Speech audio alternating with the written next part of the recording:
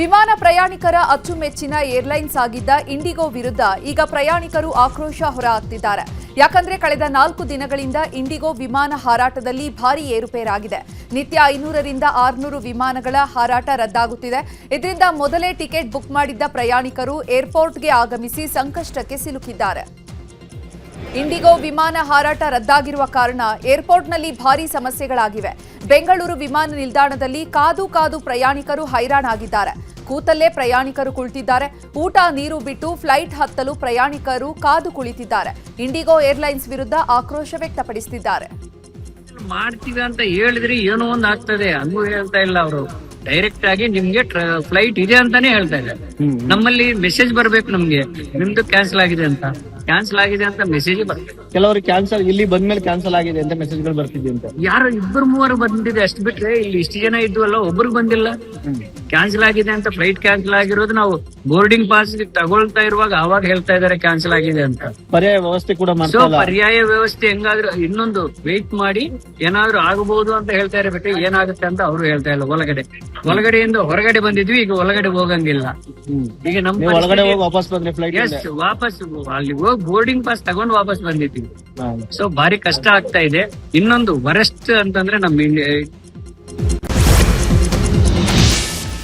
IndiGo ವಿಮಾನಯಾನ ಸೇವೆಯಲ್ಲಿ ಸಮಸ್ಯೆ ಹಿನ್ನೆಲೆಯಲ್ಲಿ ಇಂದು ರಾತ್ರಿ 11:59ರವರೆಗೆ ಇಂಡಿಗೋ ವಿಮಾನಗಳ ಹಾರಾಟ ರದ್ದಾಗಿದೆ. ಎಕ್ಸ್ ಮೂಲಕ ಕೆಂಪೇಗೌಡ ಅಂತಾರಾಷ್ಟ್ರೀಯ ವಿಮಾನ ನಿಲ್ದಾಣದ ಆಡಳಿತ ಮಂಡಳಿ ಪ್ರಯಾಣಿಕರಿಗೆ ಸೂಚನೆ ಕೊಟ್ಟಿದೆ. ದೆಹಲಿ ಮುಂಬೈಗೆ ತೆರಳುವ ವಿಮಾನಗಳು ರದ್ದಾಗಿದ್ದಾವೆ. ವಿಮಾನ ನಿಲ್ದಾಣಕ್ಕೆ ಬರುವ ಮುನ್ನ ಪರಿಶೀಲನೆ ಮಾಡುವಂತೆ ಮನವಿ ಮಾಡಲಾಗಿದೆ. ಇಂಡಿಗೋ ವಿಮಾನ ಇಲ್ಲದೆ ಏರ್ಪೋರ್ಟ್ನಲ್ಲಿ ಪ್ರಯಾಣಿಕರು ಗಲಾಟೆ ಮಾಡ್ತಾ ಇದ್ದಾರೆ. ಇಂಡಿಗೋ ವಿಮಾನ ಸಿಬ್ಬಂದಿ ಮತ್ತು ಪ್ರಯಾಣಿಕರ ನಡುವೆ ಮಾತಿನ ಚಕಮಕಿ ನಡೆದಿದೆ. ವಿಮಾನ ರದ್ದಾಗಿರುವ ಬಗ್ಗೆ ಮಾಹಿತಿ ನೀಡದ ಹಿನ್ನೆಲೆಯಲ್ಲಿ ಸಿಬ್ಬಂದಿ ವಿರುದ್ಧ ಪ್ರಯಾಣಿಕರು ಆಕ್ರೋಶ ವ್ಯಕ್ತಪಡಿಸಿದ್ದಾರೆ. ನಮಗೆ ವಿಮಾನ ವ್ಯವಸ್ಥೆ ಮಾಡಿ ಅಂತ ಪ್ರಯಾಣಿಕರು ಆಗ್ರಹಿಸಿದ್ದಾರೆ.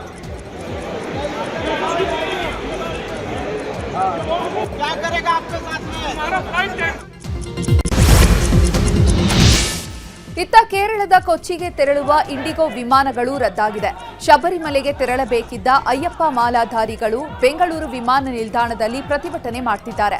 ಗಂಟೆಗಟ್ಟಲೆ ಕಾದು ಸುಸ್ತಾದ ಅಯ್ಯಪ್ಪ ಮಾಲಾಧಾರಿಗಳು ಪ್ರತಿಭಟನೆ ಮಾಡ್ತಿದ್ದಾರೆ. ವಿಮಾನಗಳು ರದ್ದಾದ್ರೂ ಬದಲಿ ವ್ಯವಸ್ಥೆ ಮಾಡುವಂತೆ ವ್ರತಧಾರಿಗಳು ಪ್ರತಿಭಟನೆ ಮಾಡ್ತಿದ್ದಾರೆ.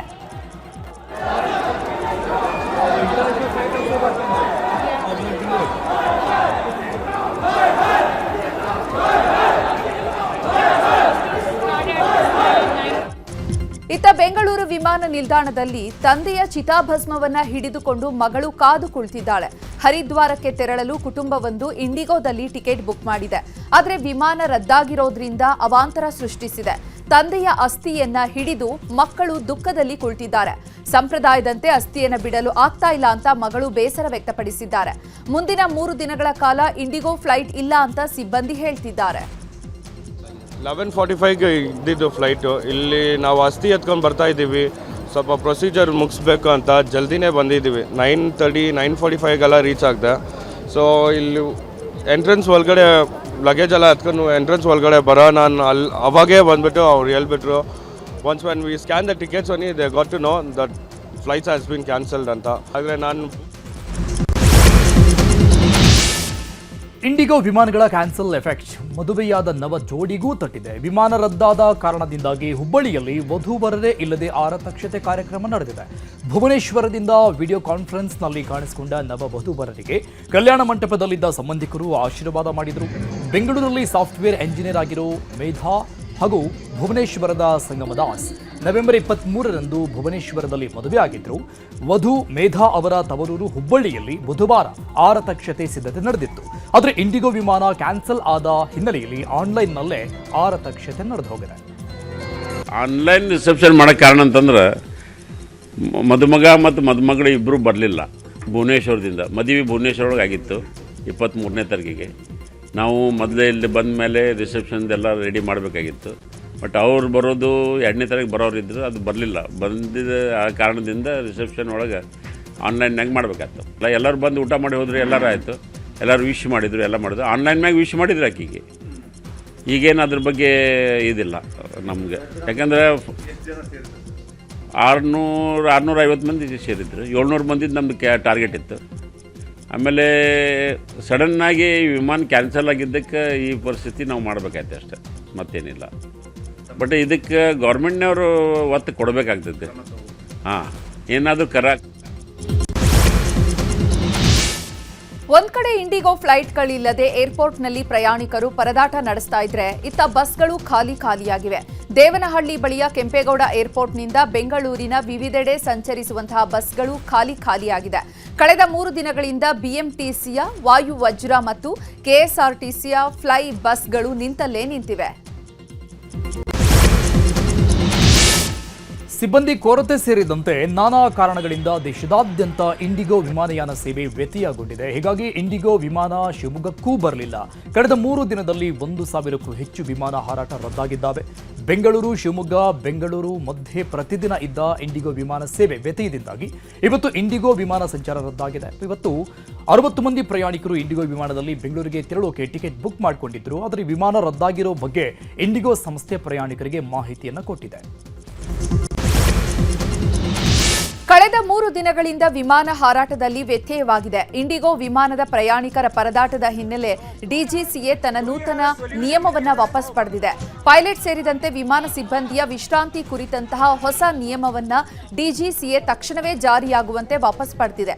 ಈ ಬಗ್ಗೆ ವಿಮಾನಯಾನ ಸಚಿವರು ಕೇಂದ್ರ ಗೃಹ ಸಚಿವ ಅಮಿತ್ ಶಾಗೆ ಮಾಹಿತಿ ಕೂಡ ನೀಡಿದ್ದಾರೆ.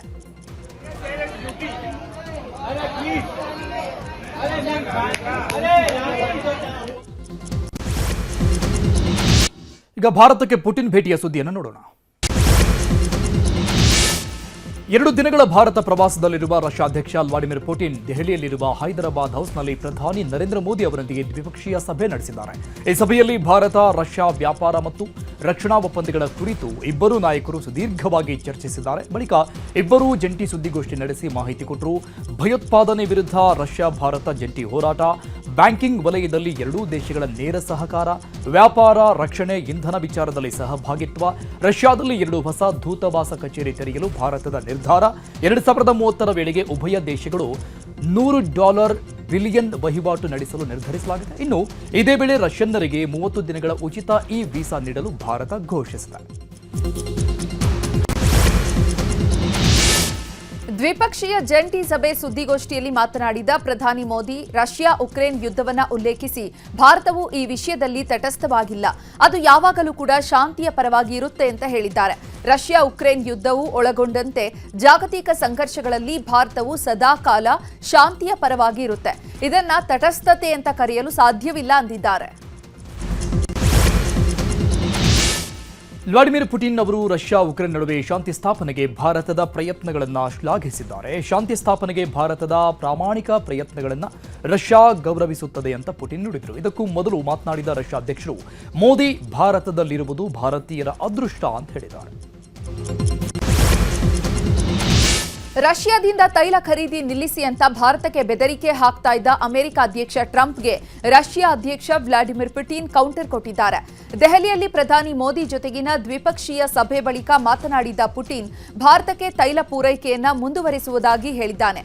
ಯಾವುದೇ ಕಾರಣಕ್ಕೂ ಭಾರತಕ್ಕೆ ತೈಲ ಪೂರೈಕೆ ನಿಲ್ಲಿಸುವುದಿಲ್ಲ, ಯಾರ ಬೆದರಿಕೆಗೂ ನಾವು ಹೆದರಲ್ಲ ಅಂತ ಹೇಳಿದ್ದಾರೆ. I've just mentioned it to Prime Minister. We are ready to participate in the summit on artificial intelligence scheduled to take place in India in February 2026. We will send a representative delegation. In conclusion, I would like to stress once again to the strengthening 2026ರ ಫೆಬ್ರವರಿಯಲ್ಲಿ ಭಾರತದಲ್ಲಿ ನಡೆಯಲಿರುವಂತಹ A1 ಶೃಂಗಸಭೆಯಲ್ಲಿ Russia ಭಾಗವಹಿಸಲಿದೆ ಅಂತ Putin ಹೇಳಿದ್ದಾರೆ. ದೆಹಲಿಯಲ್ಲಿ ನಡೆದ Bharat Russia ವ್ಯಾಪಾರ ವೇದಿಕೆಯಲ್ಲಿ ಮಾತನಾಡಿದ ಪುಟಿನ್, ಭಾರತದ AI ಶೃಂಗಸಭೆ ಭಾಗವಹಿಸಲು ನಮಗೆ ಆಸಕ್ತಿ ಇದೆ ಎಂದಿದ್ದಾರೆ.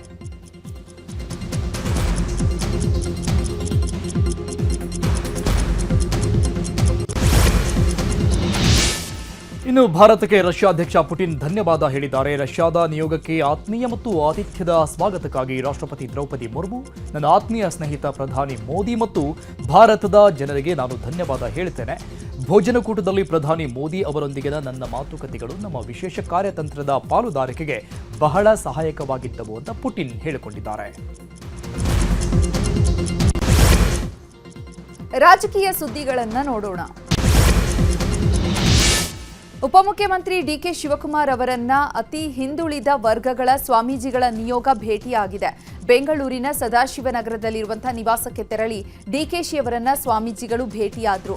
ಈಡಿಗ ಸಮಾಜ, ಛಲವಾದಿ ಸಮಾಜ, ಕುಂಬಾರ ಸಮಾಜ, ಬಂಜಾರ, ವಿಶ್ವಕರ್ಮ, ವಾಲ್ಮೀಕಿ, ಮಾದಿಗ ಸಮಾಜ ಸೇರಿದಂತೆ 12 ಸಮಾಜಗಳ ಸ್ವಾಮೀಜಿಗಳು ಭೇಟಿ ಕೊಟ್ಟಿದ್ರು. ಸಮುದಾಯ ಭವನ ಮತ್ತು ಸುತ್ತುಗೋಡೆ ನಿರ್ಮಿಸಲು ಪ್ರತಿಯೊಬ್ಬರಿಗೂ ಕೂಡ 2 ಕೋಟಿ ಮಂಜೂರು ಮಾಡುವಂತೆ ಡಿಸಿಎಂ ಡಿಕೆಶಿಗೆ ಮನವಿ ಸಲ್ಲಿಸಿದ್ದಾರೆ. ಬೆಂಗಳೂರಿನ ಸುತ್ತಮುತ್ತ ಶ್ರೀ ಮಠಗಳ ಶಾಖಾ ಮಠವನ್ನು ನಿರ್ಮಾಣ ಮಾಡೋದಕ್ಕೆ ಜಾಗ ಮಂಜೂರು ಮಾಡುವಂತೆಯೂ ಮನವಿ ಸಲ್ಲಿಸಿದ್ದಾರೆ.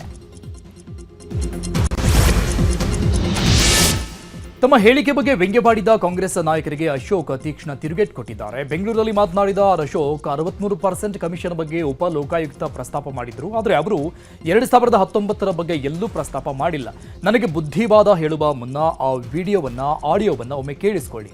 ಉಪ ಲೋಕಾಯುಕ್ತರು 2019 ಬಿಜೆಪಿ ಕಾಲದ್ದು ಅಂತ ಎಲ್ಲಾದರೂ ಹೇಳಿದ್ದಾರಾ ಅಂತ ಪ್ರಶ್ನೆ ಮಾಡಿದ್ದಾರೆ. ಪ್ರಿಂಟ್ ಮೀಡಿಯಾದಲ್ಲಿ, ಎಲೆಕ್ಟ್ರಾನಿಕ್ ಮೀಡಿಯಾದಲ್ಲಿ ಇದು 2019 ಅಂತ ಹೇಳಿ ಮಾತಾಡಿದಾರ. ನನಗೆ ಬುದ್ಧಿವಾದ ಹೇಳಕ್ ಮುಂಚೆ ಅವ್ರು ಏನು ಮಾತಾಡಿದ್ದಾರೆ ಆ ಆಡಿಯೋನ ನೋಡಿ ಕೇಳಿಸ್ಕೊಳ್ಳಿ. ಸ್ವಲ್ಪ ಕಿವಿ ಕಿವುಡಾಗಿದ್ದಾರೆ. ನನಗೆ ಬುದ್ಧಿವಾದ ಹೇಳಕ್ ಬರಬೇಡಿ.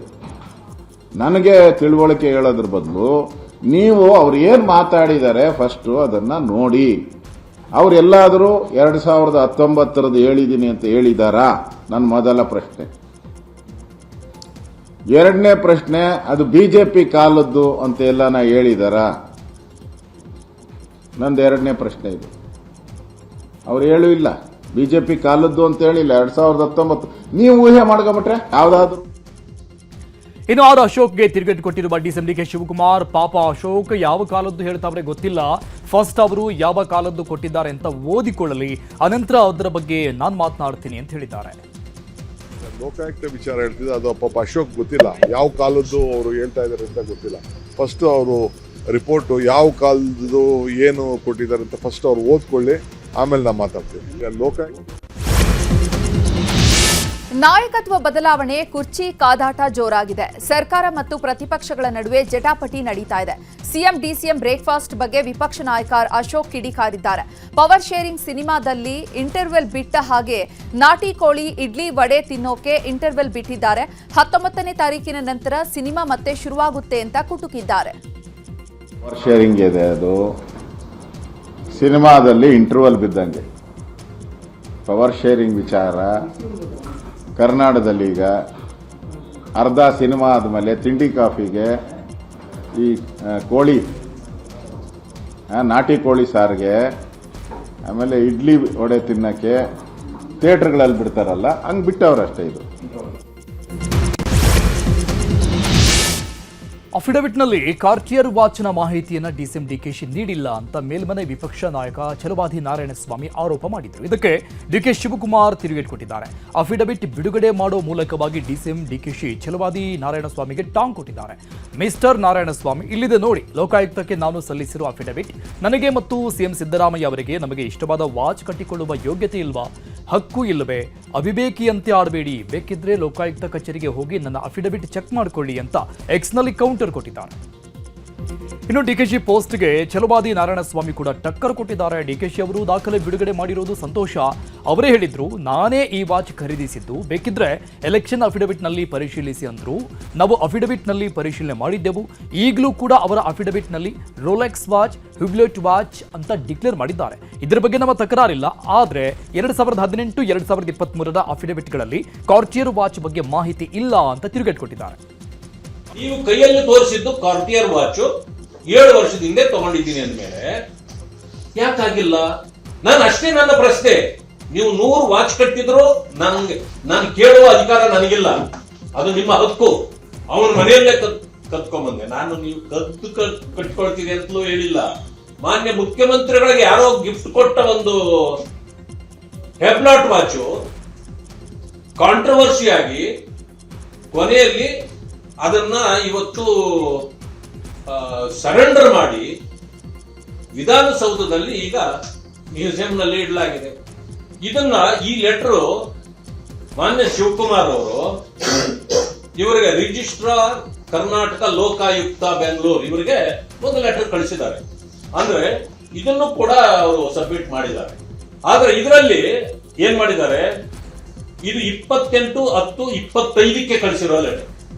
ರೋಲೆಕ್ಸ್ ವಾಚ್ ಇದೆ ಇದರಲ್ಲಿ, ಇವತ್ತು ಕೊಟ್ಟಿರ್ತಕ್ಕಂಥದ್ರಲ್ಲಿ ರೋಲೆಕ್ಸ್ ವಾಚ್. ಆಮೇಲೆ ಕಾರ್ಟಿಯರ್ ವಾಚ್ ಅಂತಿದೆ ಎರಡನೇದು. ಮೂರನೇದು ಕಾರ್ಟಿಯರ್ ವಾಚ್ ಮಾಡೆಲ್ ನಂಬರ್ ಕೂಡ ಹಾಕಿದ್ದೀರಿ. ಒಂದು 9 ಲಕ್ಷ ರೋಲೆಕ್ಸ್ ವಾಚ್, ಕಾರ್ಟಿಯರ್ ವಾಚ್ 23,90,000, ಇನ್ನೊಂದು ಕಾರ್ಟಿಯರ್ ವಾಚ್ 12,06,000. 3 ವಾಚ್. ಬಂಗಾರಪೇಟೆ ಶಾಸಕ ನಾರಾಯಣಸ್ವಾಮಿಗೆ ಮಂತ್ರಿ ಸ್ಥಾನ ಸಿಗಬೇಕು ಅಂತ ಆಗ್ರಹಿಸಿ ಅಭಿಮಾನಿಗಳು ದೇವರ ಮೊರೆ ಹೋಗಿದ್ದಾರೆ. ಕೋಲಾರದ ಅಧಿದೇವತೆ ಕೋಲಾರಮ್ಮ ದೇಗುಲದಲ್ಲಿ ನಾರಾಯಣಸ್ವಾಮಿ ಅಭಿಮಾನಿಗಳು ವಿಶೇಷ ಪೂಜೆ ಸಲ್ಲಿಸಿದ್ದಾರೆ. 101 ತೆಂಗಿನಕಾಯಿ ಈಡುಗಾಯಿ ಒಡೆದ ಅಭಿಮಾನಿಗಳು ದೇವಸ್ಥಾನದ ಮುಂಭಾಗ ಪಟಾಕಿ ಸಿಡಿಸಿ ನಾರಾಯಣಸ್ವಾಮಿ ಪರ ಘೋಷಣೆ ಕೂಗಿದ್ರು. ಇನ್ನು ಶಾಸಕ ನಾರಾಯಣಸ್ವಾಮಿ ಪ್ರತಿಕ್ರಿಯೆ ನೀಡಿದ್ದು, ರಾಜ್ಯದಲ್ಲಿ ದಲಿತ ಸಿಎಂ ಆಗಲಿ ಅನ್ನೋದು ನನ್ನ ಒತ್ತಾಯ. ದೇಶದಲ್ಲಿ ದಲಿತ ಬಲಗೈ ಸಮಾಜದ ಜನರು ಅತಿ ಹೆಚ್ಚು ಇರುವುದು ಕೋಲಾರ ಜಿಲ್ಲೆಯಲ್ಲಿ. ನಾನು ಬಲಗೈ ಸಮುದಾಯದವನಾಗಿದ್ದು ಮಂತ್ರಿ ಸ್ಥಾನದ ಆಕಾಂಕ್ಷಿಯಾಗಿದ್ದೇನೆ. ನನಗೆ ಸಚಿವ ಸ್ಥಾನ ಸಿಗೋ ವಿಶ್ವಾಸ ಇದೆ ಅಂದ್ರು. ನಮ್ಮಗಳ ಕೋರಿಕೆ ಇಷ್ಟೇ, ಬಹಳ ವರ್ಷಗಳಿಂದ ಸ್ಥಳೀಯರಾಗಿರ್ತಕ್ಕಂಥವರಿಗೆ ಮಂತ್ರಿ ಪದ ಸಿಗಲಿಲ್ಲ. ಸ್ಥಳೀಯರಿಗೆ ಅವಕಾಶ ಸಿಗದಿರೋದ್ರಿಂದ ಅನೇಕ ಸಮಸ್ಯೆಗಳು ಈ ಜಿಲ್ಲೆಯಲ್ಲಿ ನಮ್ಮನ್ನು ಇನ್ನೂ ಕಾಡ್ತಾ ಇದೆ. ಭಾರತ ದೇಶದಲ್ಲಿಯೇ ಬಲಗೈ ಸಮುದಾಯ 2ನೇ ಅತಿ ಹೆಚ್ಚು ಸಂಖ್ಯೆ ಇರತಕ್ಕಂಥ ಜಿಲ್ಲೆ ಕೋಲಾರ ಜಿಲ್ಲೆ. ಕಾಂಗ್ರೆಸ್ ಪಕ್ಷದ ರಾಷ್ಟ್ರೀಯ ಅಧ್ಯಕ್ಷರಾಗಿರ್ತಕ್ಕಂಥ ಮಲ್ಲಿಕಾರ್ಜುನ ಖರ್ಗೆಜಿಯವರು, ಈ ರಾಜ್ಯದ ಮುಖ್ಯಮಂತ್ರಿಗಳಾಗಿರ್ತಕ್ಕಂಥ ಸನ್ಮಾನ್ಯ ಸಿದ್ದರಾಮಣ್ಣಜಿಯವರು ಮತ್ತು ರಾಜ್ಯದ ಉಪಮುಖ್ಯಮಂತ್ರಿಗಳು ಮತ್ತು ರಾಜ್ಯಾಧ್ಯಕ್ಷರಾಗಿರ್ತಕ್ಕಂಥ DK ಶಿವಕುಮಾರ್ಜಿಯವರು ಅವರೆಲ್ಲರೂ ಕೂಡ ಹಿಂದೆ ಕೂಡ 2ನೇ ಅವಧಿಗೆ ಮಾಡ್ತೀವಿ ಅನ್ನೋ ಮಾತನ್ನು ಕೂಡ ಕೊಟ್ಟಿದ್ರು. CM ಬದಲಾವಣೆ ನಮ್ಮ ಕೈಯಲ್ಲಿಲ್ಲ. ಈಗ ರಾಜ್ಯದ ಪ್ರಮುಖ ಸುದ್ದಿ ನೋಡೋಣ. ಅಶ್ಲೀಲ ಸನ್ನೆ ಮಾಡಿದ್ದ ಶಾರುಖ್ ಪುತ್ರ ಆರ್ಯನ್ ಖಾನ್ ವಿರುದ್ಧ ಲಿಖಿತ ದೂರು ದಾಖಲಾಗಿದೆ. ಪೊಲೀಸ್ ಕಮಿಷನರ್ ಸಿಮಂತ್ ಕುಮಾರ್ ಸಿಂಗ್ಗೆ ವಕೀಲ ಹುಸೇನ್ ಅನ್ನೋರು ದೂರು ಕೊಟ್ಟಿದ್ದಾರೆ. ಆರ್ಯನ್ ಖಾನ್ ದುರ್ವರ್ತನೆ ತೋರಿದ್ದು ಮಹಿಳೆಯರ ಘನತೆಗೆ ಧಕ್ಕೆ ತಂದಿದ್ದಾರೆ. ಆರ್ಯನ್ ಖಾನ್ ವಿರುದ್ಧ ಸೂಕ್ತ ಕ್ರಮ ಕೈಗೊಳ್ಳುವಂತೆ ದೂರಲ್ಲಿ ಉಲ್ಲೇಖಿಸಲಾಗಿದೆ. ಇನ್ನು ಮಹಿಳಾ ಆಯೋಗಕ್ಕೂ ಹುಸೇನ್ ದೂರು ಸಲ್ಲಿಸಿದ್ದಾರೆ. ಇನ್ನು ಶಾರುಖ್ ಖಾನ್ ಮಗನ ದುರ್ವರ್ತನೆ ಪ್ರಕರಣ ಸಂಬಂಧಪಟ್ಟಂಗೆ ತನಿಖೆ ನಡೀತಾ ಇದೆ ಅಂತ ಗೃಹ ಸಚಿವ ಡಾಕ್ಟರ್ ಜಿ ಪರಮೇಶ್ವರ್ ಹೇಳಿದ್ದಾರೆ. ಆಗಲೇ ಅದಕ್ಕೆ ಇನ್ವೆಸ್ಟಿಗೇಷನ್ಗೆ ಹೇಳಿದ್ದಾರೆ, ಇನ್ವೆಸ್ಟಿಗೇಷನ್ ಮಾಡ್ತಿದ್ದಾರೆ ಯಾರು ನಮ್ಮ ಕಮಿಷನರೇಟ್ ಇಂದ. ಅದಾಗೇನು ಮಾಹಿತಿ ಬರುತ್ತೆ ನೋಡಿ ಆಮೇಲೆ ಕ್ರಮ ತಗೊಳ್ತೀವಿ. ಅದೆಲ್ಲ ಅದನ್ನೇನೆ ಈಗ ಇನ್ವೆಸ್ಟಿಗೇಟ್ ಮಾಡಿ ಅವರು ಯಾವಾಗ ಬಂದರು, ಏನು ಯಾವ ರೀತಿ ಅವರೆಲ್ಲ ಥರ ಮಾಡಿದರು ಮತ್ತು ಆಮೇಲೆ ಯಾರ ಜೊತೆಯಲ್ಲಿದ್ರು ಎಲ್ಲನೂ ಈಗ ಇನ್ವೆಸ್ಟಿಗೇಟ್ ಮಾಡಿ ಕ್ರಮ ತಗೊಳ್ತಾರೆ. ಯಾರಾದ್ರೂ ಇರ್ಲಿ ಬಿಡಿ, ಯಾರಿದ್ರೇನಂತೆ. ಅಸಭ್ಯ ಸನ್ನೆ ವಿಚಾರವಾಗಿ ಈವರೆಗೆ 3 ಹೇಳಿಕೆಯನ್ನ ಪೊಲೀಸರು ದಾಖಲು ಮಾಡಿಕೊಂಡಿದ್ದಾರೆ. ಸಾತ್ವಿಕ್ ಎಂಬ ಯುವಕನ ಹೇಳಿಕೆಯನ್ನು ಪೊಲೀಸರು ಪಡೆದುಕೊಂಡಿದ್ದಾರೆ. ಆದರೆ ಸ್ಪಷ್ಟವಾದ ಮಾಹಿತಿ ನೀಡದ ಹಿನ್ನೆಲೆ ಪಬ್ನ ಸಿಸಿಟಿವಿ ಡಿವಿಆರ್ ಪೊಲೀಸರು ವಶಕ್ಕೆ ಪಡೆದುಕೊಂಡು ತನಿಖೆ ಮುಂದುವರೆಸಿದ್ದಾರೆ. ಬಿಎನ್ಎಸ್ ಸೆಕ್ಷನ್ 173 ಅಡಿಯಲ್ಲಿ ಪ್ರಾಥಮಿಕ ತನಿಖೆ ಮಾಡಲಾಗ್ತಾ ಇದ್ದು, ಪಬ್ನಲ್ಲಿ ಪಾರ್ಟಿ ನಡೆದ ದಿನ ಯಾವುದು, ಆ ಪಾರ್ಟಿಗೆ ಯಾರ್ಯಾರು ಬಂದಿದ್ರು, ಎಷ್ಟು ಜನ ಸೇರಿದ್ರು ಎನ್ನುವಂತಹ ಮಾಹಿತಿಯನ್ನ ಕಲೆ ಹಾಕ್ತಾ ಇದ್ದಾರೆ. ಕಬ್ಬನ್ ಪಾರ್ಕ್ ಪೊಲೀಸರು ತನಿಖೆ ಮುಂದುವರೆಸಿದ್ದಾರೆ. ಡಿಸಿ ಕಾರು ಹಾಗೂ ಕಚೇರಿ ವಸ್ತುಗಳ ಸೀಸ್ಗೆ ಕೋರ್ಟ್ ಮುಂದಾಗಿದೆ. ಶಿವಮೊಗ್ಗದಲ್ಲಿ ಭೂ ಸ್ವಾಧೀನ ಪ್ರಕರಣದಲ್ಲಿ ಪರಿಹಾರ ನೀಡದ ವಿಳಂಬ ಹಿನ್ನೆಲೆಯಲ್ಲಿ ಕೋರ್ಟ್ ಈ ಕ್ರಮಕ್ಕೆ ಮುಂದಾಗಿದೆ. ಹರಮಘಟ್ಟದ ರೈತ ನಂದ್ಯಪ್ಪಗೆ ಭೂ ಪರಿಹಾರ ನೀಡೋಕೆ ವಿಳಂಬ ಮಾಡಿದ ಹಿನ್ನೆಲೆಯಲ್ಲಿ ಜಿಲ್ಲಾಧಿಕಾರಿ ವಿರುದ್ಧ ಕೋರ್ಟ್ ಕ್ರಮ ತೆಗೆದುಕೊಂಡಿದೆ. 4,000 ರಿಂದ 5,000 ಪ್ರಕರಣಗಳು ಲ್ಯಾಂಡ್ ಅಕ್ವಿಸಿಷನ್ ನಡೀತಾರೆ ನಮ್ಮ ಜಿಲ್ಲೆಯಲ್ಲಿ ಇವತ್ತಿಗೂ ನಾನು ಹೇಳ್ತಾ ಇರೋದು. ಅಂಥ ಪ್ರಕರಣಗಳಲ್ಲಿ ಅವರು ಕೋರ್ಟಿಗೆ ಹೋಗಿ ಎನೌನ್ಸ್ಮೆಂಟ್ ತರ್ತಾರೆ ಅಥವಾ ಅಕ್ವಿಸಿಷನ್ ಪ್ರೊಸೀಜರ್ ಅವರಿಗೆ ಸಮರ್ಪಕವಾಗಿ ಆಗಿಲ್ಲ ಅಂತಲೂ ಆರ್ಡರ್ಸ್ ತರ್ತಾರೆ. ಸುಮಾರು 1,000 ಮೇಲೆ ಕೇಸ್ ಆ ಥರದ್ದಿದೆ. ಈ ಏನು ಕೇಸ್ ಇದೆ particular case I go through it. ಅವ್ರದ್ದೇನಿದೆ ಅವರಿಗೆ ಪರಿಹಾರ ಕೊಡೋದಕ್ಕೆ ಈಗಲೇ ಅದನ್ನು ಅಟೆಂಡ್ ಮಾಡ್ತೀವಿ, ಅದೇನಿದೆ ಅವರಿಗೆ ಸಹಾಯ ಮಾಡ್ತೀವಿ. ಬೀದರ್ನಲ್ಲಿ ಕಳೆದ ಹಲವು ದಿನಗಳಿಂದ ರೈತರು ಬೀದಿಗಿಳಿದಿದ್ದಾರೆ. ಕಬ್ಬು ಬೆಳೆ ಸಂಶೋಧನಾ ಕೇಂದ್ರ ಆರಂಭಿಸುವಂತೆ ರೈತರು ಒತ್ತಾಯಿಸಿದ್ದಾರೆ. ಪಾಳು ಬಿದ್ದಿರುವ ಕೃಷಿ ಸಂಶೋಧನಾ ಕೇಂದ್ರವನ್ನ ಕಬ್ಬು ಬೆಳೆ ಸಂಶೋಧನಾ ಕೇಂದ್ರವಾಗಿ ಮಾಡುವಂತೆ ಒತ್ತಾಯಿಸಲಾಗ್ತಿದೆ. ರೈತರಿಗೆ ಬಂದರು ಅಲ್ಲ ಏನಂದ್ರ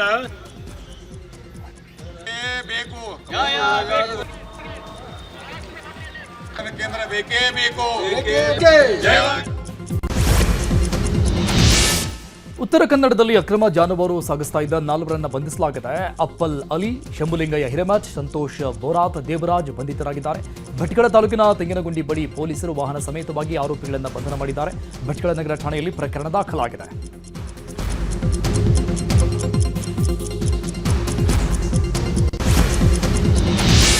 ದೇಶದ ಜಿಡಿಪಿಗೆ ಮತ್ತಷ್ಟು ಉತ್ತೇಜನ ನೀಡುವ ನಿಟ್ಟಿನಲ್ಲಿ ಆರ್ಬಿಐ ರೆಪೋ ದರ ಕಡಿತಗೊಳಿಸಿದೆ. 0.25 ಬೇಸಿಸ್ ಪಾಯಿಂಟ್ ಕಡಿತಗೊಳಿಸಿದ್ದು, ರೆಪೋ ಬಡ್ಡಿ ದರ ಶೇಕಡ 5.50 ಇಂದ ಶೇಕಡ 5.25ಕ್ಕೆ ಇಳಿಕೆಯಾಗಿದೆ. ದೆಹಲಿಯ ಕಾರು ಬ್ಲಾಸ್ಟ್ ಪ್ರಕರಣದ ಆರೋಪಿ ಶೋಯಬ್ನ ಎನ್ಐಎ ಕಸ್ಟಡಿಯನ್ನ 10 ದಿನಗಳವರೆಗೆ ವಿಸ್ತರಣೆ ಮಾಡಲಾಗಿದೆ. ದೆಹಲಿಯ ಪಟಿಯಾಲ ಹೌಸ್ ನ್ಯಾಯಾಲಯಕ್ಕೆ ಇವತ್ತು ಆರೋಪಿ ಶೋಯಬ್ನನ್ನ ಎನ್ಐಎ ಅಧಿಕಾರಿಗಳು ಹಾಜರುಪಡಿಸಿದ್ರು. ಹೆಚ್ಚಿನ ವಿಚಾರಣೆಗಾಗಿ ಮತ್ತೆ ವಶಕ್ಕೆ ಪಡೆದುಕೊಂಡಿದ್ದಾರೆ. ದೆಹಲಿಯ ಕೆಂಪುಕೋಟೆ ಬಳಿ ಸಂಭವಿಸಿದ ಕಾರು ಸ್ಫೋಟ ಪ್ರಕರಣಕ್ಕೆ ಸಂಬಂಧಪಟ್ಟಂತೆ ಎನ್ಐಎ ತೀವ್ರಗತಿಯಲ್ಲಿ ತನಿಖೆ ಮಾಡ್ತಾ ಇದೆ. ಮತ್ತೊಂದು ಕಡೆ ಜಮ್ಮು ಮತ್ತು ಕಾಶ್ಮೀರದ ರಾಜ್ಯ ತನಿಖಾ ಸಂಸ್ಥೆಯು ತನಿಖೆಗೆ ಸಹಕಾರ ನೀಡಿದೆ. ಇವತ್ತು ಶ್ರೀನಗರದಲ್ಲಿ ಎಸ್ಐಎ ದಾಳಿ ಮಾಡಿ ಶೋಧ ನಡೆಸಿದೆ. ಇದೇ ಪ್ರಕರಣದಲ್ಲಿ ಬಂಧಿತನಾಗಿರುವಂತಹ ಎಸಿ ತಂತ್ರಜ್ಞ ಬಟಮಾಲು ಮನೆ ಮೇಲೂ ಕೂಡ ದಾಳಿಯಾಗಿದ್ದು ಪೊಲೀಸರು ಪರಿಶೀಲನೆ ಮಾಡಿದ್ದಾರೆ. ವಿದೇಶದ ಸುದ್ದಿ ನೋಡೋಣ. ಭಾರತದ ಆಪರೇಷನ್ ಸಿಂಧೂರ್ ಬಳಿಕ ಪಾಕಿಸ್ತಾನದ ಮಿಲಿಟರಿ ನಾಯಕತ್ವದಲ್ಲಿ ಪ್ರಮುಖ ಬದಲಾವಣೆ ಮಾಡಲಾಗಿದೆ. ಫೀಲ್ಡ್ ಮಾರ್ಷಲ್ ಆಸಿಂ ಮುನೀರ್ ಅವರನ್ನ ದೇಶದ ಮೊದಲ ರಕ್ಷಣಾ ಪಡೆಗಳ ಮುಖ್ಯಸ್ಥ ಆಗಿ ನೇಮಕ ಮಾಡಲು ಶಹಬಾಜ್ ಶರೀಫ್ ಸರ್ಕಾರ ಅನುಮೋದನೆ ನೀಡಿದೆ.